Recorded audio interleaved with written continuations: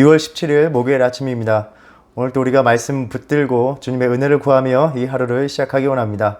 기도하겠습니다. 하나님, 주님 앞에 나와 주님의 말씀에 귀 기울이며 하루를 시작합니다.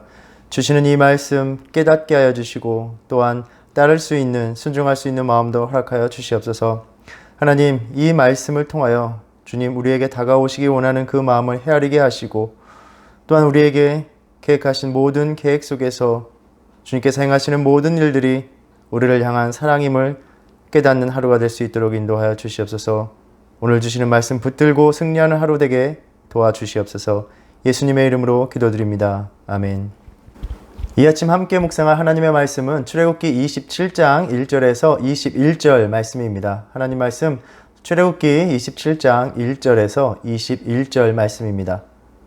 너는 조각목으로 길이가 5규빗, 너비가 5규빗의 제단을 만들되 네모 반듯하게 하며 높이는 3규빗으로 하고 그 네 모퉁이 위에 뿔을 만들되 그 뿔이 그것에 이어지게 하고 그 제단을 놋으로 싸고 재를 담는 통과 부삽과 대야와 고기 갈고리와 불 옮기는 그릇을 만들되 제단의 그릇을 다 놋으로 만들지며 제단을 위하여 놋으로 그물을 만들고 그 위 네 모퉁이에 놋고리 넷을 만들고 그물은 제단 주위 가장자리 아래 곧 제단 절반에 오르게 할지며 또 그 제단을 위하여 채를 만들되 조각목으로 만들고 놋으로 쌀지며 제단 양쪽 고리에 그 채를 꿰어 제단을 매게 할지며 제단은 널판으로 속이 비게 만들되 산에서 내게 보인 대로 그들이 만들게 하라.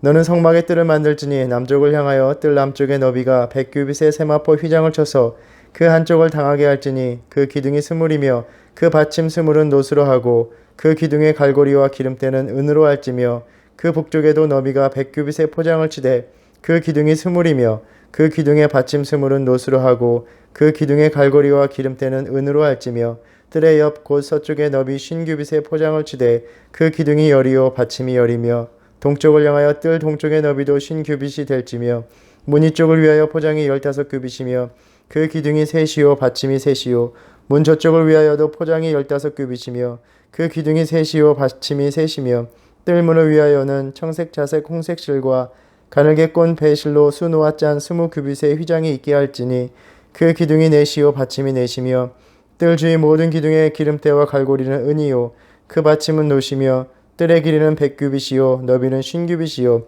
세마포 휘장의 높이는 5규빗이요 그 받침은 놋이며 성막에서 쓰는 모든 기구와 그 말뚝과 뜰의 포장 말뚝을 다 놋으로 할지니라.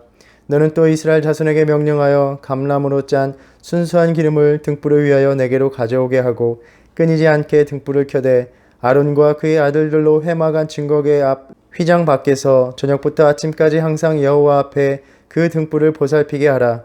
이는 이스라엘 자손이 대대로 지킬 규례이니라. 아멘. 이스라엘 백성이 시내산에 이르러 하나님과 언약을 맺고 이제 모세가 성막을 만들라는 말씀을 받고 있습니다. 하나님께서 성막과 기구들에 대해서 아주 상세하게 가르쳐주고 계십니다. 출애굽의 이야기가 이 부분에 이르러서 성막에 대한 설명서와 같은 부분이 길게 이어지면서 지루하게 읽게 되기도 합니다. 그러나 우리가 겪고 있는 이 팬데믹의 상황, 그리고 이제 우리 교회가 현장 예배를 준비하는 이 시점에서 하나님의 임재의 처소, 또 예배의 처소를 세우라는 이 말씀이 참으로 시적절하게 주시는 말씀이라고 생각합니다. 우리가 25장부터 이미 번제단, 진설병상, 등잔대와 성막에 대한 그런 말씀들을 묵상해 왔고 오늘 번제단과 뜰에 대한 말씀인데 오늘 본문을 우리가 살펴보기 전에 출애굽기의 흐름 속에서 이 성막을 짓는다는 것이 이스라엘 백성들에게 또 오늘 이 말씀을 받는 우리들에게 어떤 의미가 있는지 몇 가지로 먼저 함께 묵상해 보고자 합니다. 성막은 하나님을 예배하는 처소입니다. 이 성막을 짓는다는 것은 이제 이스라엘 백성이 바로가 아니라 하나님을 섬기는 백성이 되는 것을 의미합니다. 이전에 묵상한 것처럼 출애굽의 이야기는 삶의 주권의 전환, 삶의 주인이 이제는 바로가 아니라 하나님이 되는 것입니다. 성막을 짓는 것은 무슨 일입니까? 건축입니다. 공교롭게도 이스라엘 백성들은 이전에 일평생을 건축을 하던 이들이었습니다. 1장 11절에 그들에게 바로를 위하여 국고성 비돔과 라암셋을 건축하게 하니라 라고 말씀하셨습니다. 그들이 일평생을 걸쳐서 건축한 것은 바로를 위한 것이었습니다. 그러나 이제 그들이 해야 하는 건축은 하나님을 예배하는 처소를 마련하는 일입니다. 인생의 목적과 방향에 대한 전환입니다. 그리고 우리에게 오늘 이 아침 성막을 지으라는 말씀들을 계속해서 들려주고 계십니다. 우리의 인생을 건축에 비유해 보면 어떨까요? 고된 인생의 여정을 거쳐서 힘쓰고 애써서 건축해 나가는 나의 인생의 결과물, 혹시 하나님을 예배하고 하나님과의 교제 가운데로 들어가는 일과는 아무런 상관이 없는 그러한 화려한 건축물을 만들어가고는 있지 않습니까? 하나님께서 오늘 또 그러한 것을 만들기 위해 우리의 손의 수고를 멈추지 않는 우리 인생에게 명령하고 계십니다. 너희가 만들어야 할 것은 성막이다. 내가 너희에게 임하고 함께 거할 성막을 만들어라. 너희의 인생을 영원히 누리지 못할 그러한 세상의 보를 축적하기 위한 바로의 곡식 창고 같은 것을 만들기 위해서 허비하지 마라. 너희는 이제 성막을 만들어 나와의 언약의 관계 안에서 나의 임재로 인해서 누리는 영원한 생명의 삶, 꺼지지 않는 은혜의 삶을 누릴 그 성막을 만들어야 한다라고 말씀하고 계십니다.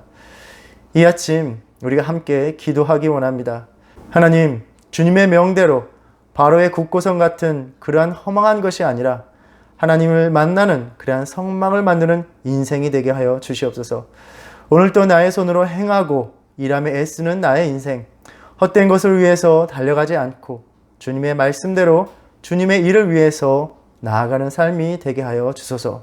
우리 모두가 우리에게 주어진 인생, 그 삶의 자리에서 성막을 지으며 주님의 임재로 초대받는 그러한 인생 되기를 간절히 바랍니다. 성막은 하나님의 임재의 처소입니다. 이 성막이 어디에 위치해 있었습니까? 이스라엘 백성의 진영 한가운데 세워졌습니다. 이 성막이 지어지기 전까지는 하나님을 만나기 위해서 어디로 가야 했습니까? 모세가 시내산에 올라야 했습니다. 19장에서 주님은 명하셨습니다. 그 산의 경계가 정해지고 이를 침범하는 자는 반드시 죽임을 당하리라 경고하셨습니다. 그러나 이제 주님의 성막을 지으라고 명하심으로써 하나님이 거하시는 곳이 시내산이 아니라 이스라엘 백성 중에 거하시게 되는 것입니다. 이제 이스라엘 백성들은 상시적으로 그들과 함께 하시는 하나님의 임재를 경험하게 될 것입니다. 그리고 이 성막은 이동식 성소였습니다. 이스라엘 백성들이 가는 곳마다 성막이 함께 늘 세워집니다. 주님께서 이제 내가 너희와 늘 함께 하겠다. 너희가 어디로 가든지 너희 가운데 거하며 너희를 지키고 돌볼 것이다. 이제는 너희가 나에게로 오는 것이 아니라 내가 너희의 삶 그 한가운데로 그 험한 광야의 삶 여정 어느 곳이든 함께 하겠다라고 말씀하시는 것입니다. 그리고 이 아침 우리에게 동일하게 명령하고 말씀하십니다. 내 심령에, 내 삶의 모든 자리에 성막을 지어라. 내가 너의 삶의 모든 곳에서 너와 함께 할 것이다. 너를 붙들어 줄 것이다. 나의 임재가 내 삶 가운데 머물게 하기 위하여 너는 성막을 지으라 라고 말씀하십니다. 우리의 삶을 돌아보면서 또 우리의 신앙을 돌아보면서 주님의 성막을 세우지 못했던 그 명령에 순종하지 못했던 것을 함께 회개하기 원합니다. 이 성막을 세우지 못하여 나의 힘든 삶 한가운데 주님, 왜 나와 동행해 주지 않으십니까? 왜 나의 고통과 아픔 속에 임하여 주지 않으십니까? 원망하며 부르짖는 그러한 삶을 살아가고 있지는 않았었습니까? 성막을 지으라는 명령을 따르지 않고 주님이 거하실 곳을 마련하는 그러한 삶을 외면하고 무관심해하면서 나의 삶에 오시기 원하는 그 주님의 뜻을 그렇게 거절하면서 그저 주님이 멀리 계시다고만 생각했던 우리의 삶을 돌이키고 이제 힘써서 성막을 짓는 저와 여러분 되기를 바랍니다. 그리하여 주님의 임재 가운데 누리는 주님의 강한 손이 나의 삶의 모든 상황을 붙드시는 그러한 은혜를 누리시기를 축복합니다. 주님은 또 성막을 지으라고 명하시면서 정말 세세한 것들을 가르쳐 주셨습니다. 재료는 무엇을 써야 하는지, 규격을 어떻게 해야 하는지에 대해서 자세하게 명하셨습니다. 25장 40절에서 주님이 말씀하셨습니다. 너희는 삼가 이 산에서 내게 보인 양식대로 할지니라. 저는 생각해 보았습니다. 그래도 이스라엘 백성들이 애굽이라는 큰 나라에서 국고성을 짓는 데 동원된 사람들이었습니다. 그 일에 평생을 일한 사람들이었습니다. 거대한 건물을 지으면서 건축은 이들에게 상당히 익숙한 일이었고 웬만한 건축물을 세울 수 있었을 것입니다. 그런데 하나님께서는 그 모든 것에 대해서 구체적인 내용을 가르쳐 주시면서 반드시 그대로 따라야 한다고 엄히 명하셨습니다. 여기에 담긴 하나님의 뜻, 바로 순종입니다. 자신들이 열심으로 평생 해오던 대로, 자신들의 방식대로 더 화려하고 좋은 성막을 지을 수도 있습니다. 그러나 이 성막을 짓는 일은 아주 사소한 부분에 이르기까지 하나님의 명령에 순종함으로 행해야 하는 일입니다. 주님이 이스라엘 백성들을 광야로 이끄시면서 너희가 내 율법을 준행하나 아니하나 내가 시험하리라 라고 말씀하셨습니다. 주님이 우리의 삶에서 보시는 것은 주님이 명하시는 사소한 것 하나까지라도 우리가 관심을 가지고 귀를 기울이고 청종하느냐 하는 것입니다. 하나님이 말씀하시는 성막과 비스듬하게 혹은 더 화려하게 짓는 것이 문제가 아닙니다. 하나님이 명하신 대로 지었느냐가 중요한 것입니다. 이 말씀을 묵상하는 우리에게 또 동일하게 말씀하십니다. 하나님의 임재 처소를 마련하고 주님과의 교제 가운데로 들어가는 일은 내 열심과 내 경험과 내 뜻으로 행하여 가능한 일이 절대로 아니라고 말씀하십니다. 하나님이 나의 삶 가운데 또는 나의 신앙생활 가운데 임하시느냐의 여부는 하나님이 명하신 그대로 우리가 따르고 있느냐에 달린 것입니다. 나의 경험과 내 나름대로의 열정과 열심이 아니라 주님이 보이신 대로, 주님이 명령하신 대로 순종하는가가 핵심입니다. 나는 이렇게 근사한 성막을 마련하였는데 주님 왜 임하지 않으십니까? 나는 이렇게 열심으로 경건에 힘쓰고 주님의 사역에 힘쓰는데 어째서 주님은 기뻐하지 않으십니까? 주님께서 우리에게 말씀하십니다.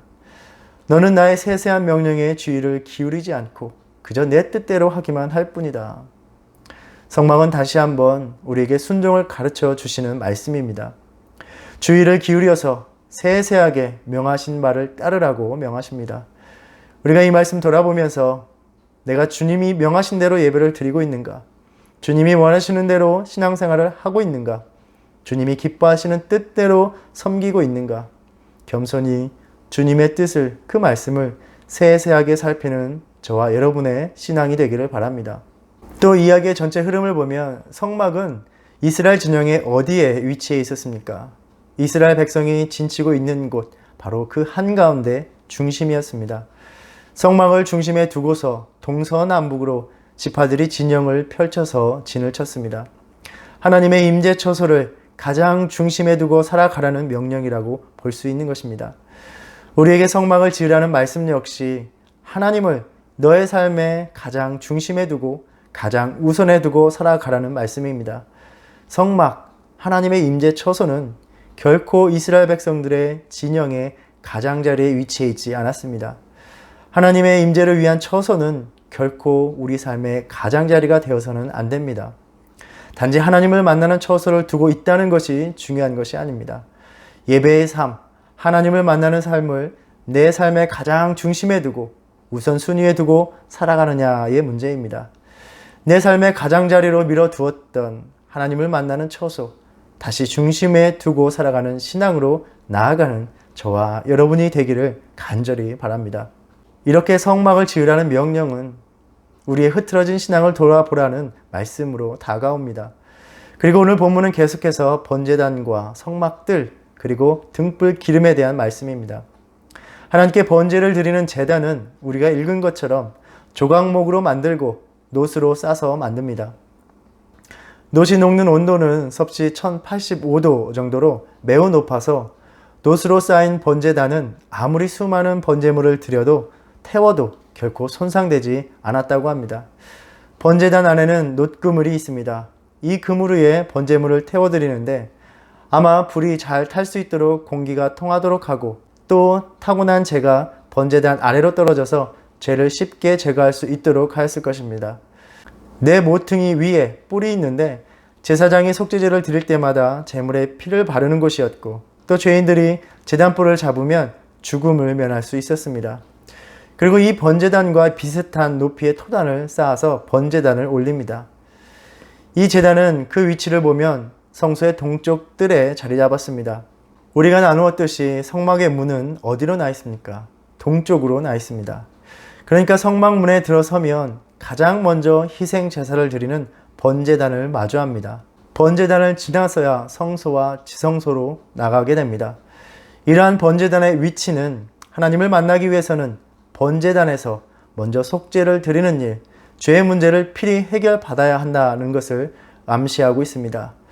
레위기를 보면 하나님께서 제사를 명하시면서 죄 사함을 받는 속죄제와 속건제는 원할 때 드리는 것이 아니라, 자원하는 것이 아니라 반드시 드려야 한다라고 명하셨습니다. 하나님 앞에 나아가 자신을 속죄하는 일을 소홀히 할 때 이 제단은 무용지물이 되었을 것입니다. 부단히 하나님 앞에 나아가 자신을 정결히 하지 않으면 이 제단은 방치되고 버려지는 것입니다. 하나님을 멀리했던 이스라엘 백성들의 제단이 그러했습니다. 갈멜산의 엘리야가 하나님의 불을 받기 위해 가장 먼저 한 일은 무엇이었습니까? 무너진 여호와의 제단을 다시 쌓는 일이었습니다. 혹 하나님 앞에 나아가기 위해 거쳐야 하는 이 제단, 나의 믿음의 제단도 방치되어 무너져 있지는 않습니까?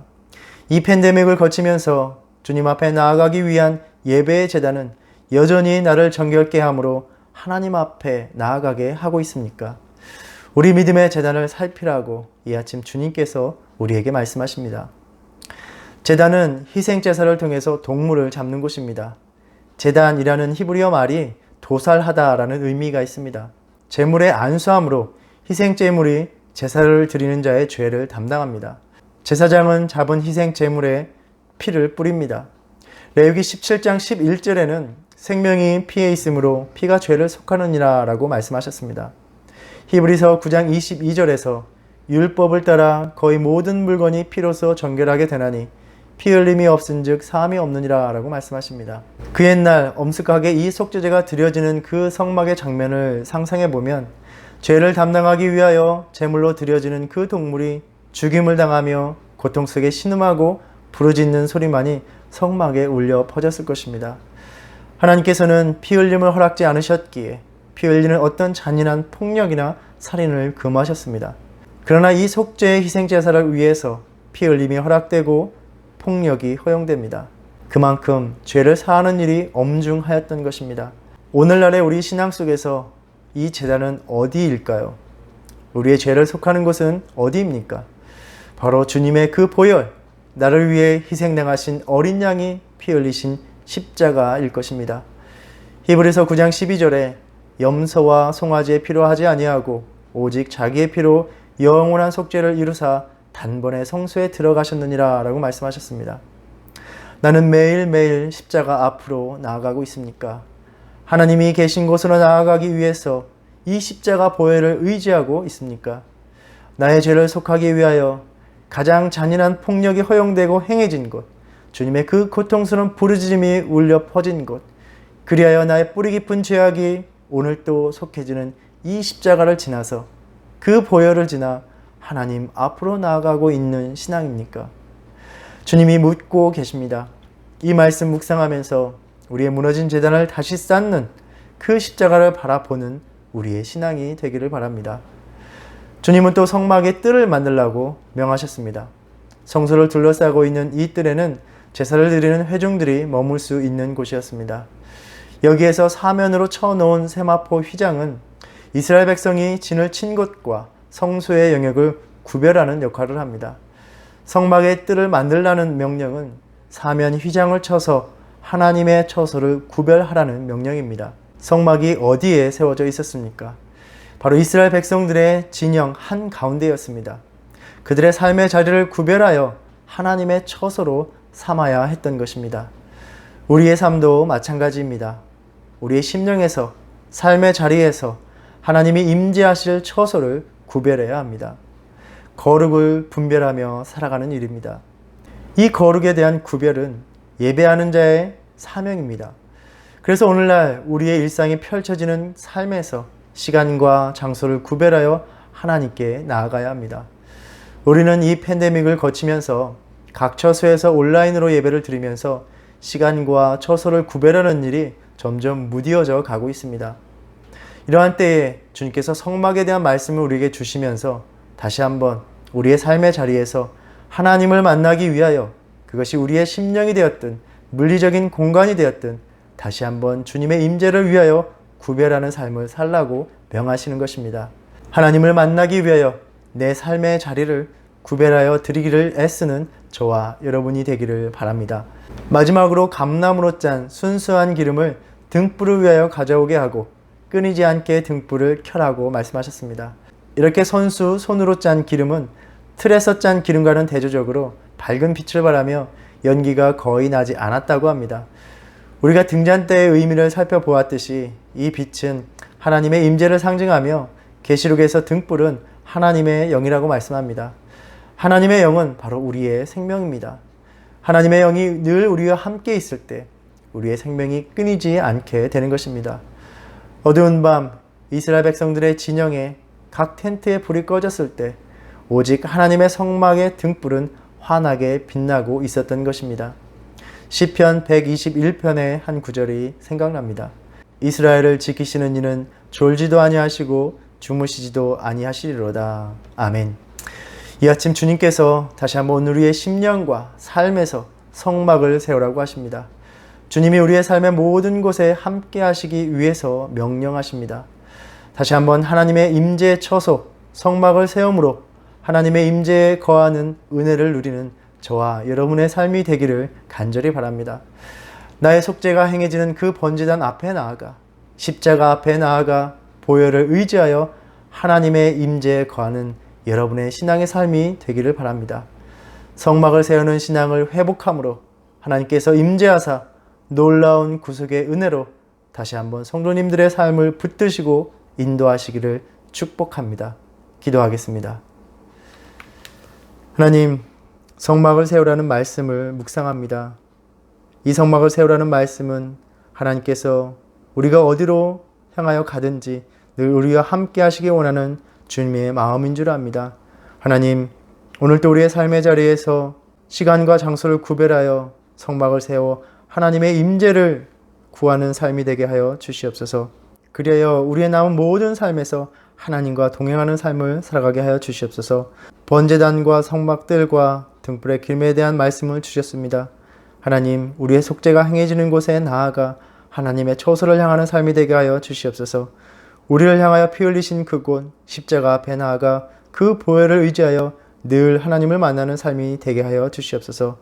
오늘도 성막의 처소를 구별하면서 주님의 자리를 위하여 우리의 삶에서 거룩을 구별하여 살아가는 믿음의 삶이 되게 하여 주시옵소서. 예수님의 이름으로 기도드립니다. 아멘. 하늘에 계신 우리 아버지여, 이름이 거룩히 여김을 받으시오며 나라의 임하옵시며 뜻이 하늘에서 이룬 것 같이 땅에서도 이루어지이다. 오늘날 우리에게 일용할 양식을 주옵시고 우리가 우리에게 죄 진 죄를 사하여 준 것 같이 우리의 죄를 사하여 주옵시고 우리를 시험에 들게 하지 마옵시고 다만 악에서 구하옵소서. 나라와 권세와 영광이 아버지께 영원히 있사옵나이다. 아멘.